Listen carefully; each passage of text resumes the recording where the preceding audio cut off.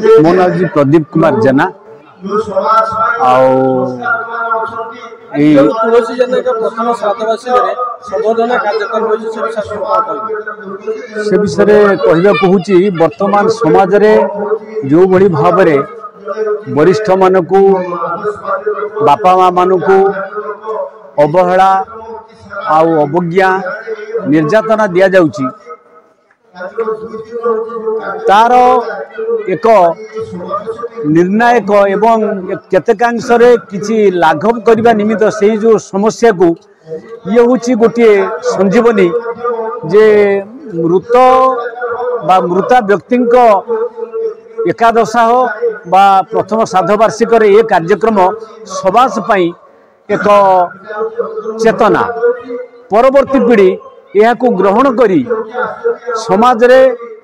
बास करुथिबा वयस्क वरिष्ठ व्यक्ति मानक किपरि सम्मान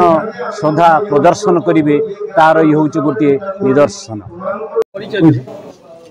आज महेश्वर भवन रे जो समारोहटी होती से समारोह मो बापा माँ उद्देश्य तथा मो स्त्री उद्देश्य मुझे वार्षिक श्राद्ध तेणु मुझे से श्रीराम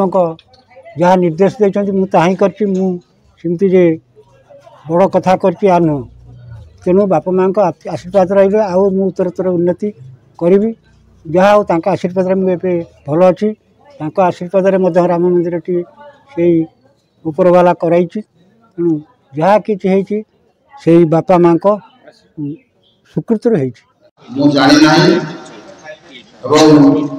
कृष्ण भाई जे बड़ भाई सम्मान आम दूँ हाथ धरी अनुरोध कली जे मत समर्थित करूँ नहीं केवल ईश्वर मोर भरोसा ईश्वर जो श्री पूर्णचंद्र जेना आम घर बरी बेंजरापुर मु भुवनेश्वर म्युनिसिपल कॉर्पोरेशन कॉर्पोरेटर थिले एवं पूज्य पूजार जो कार्यक्रम रही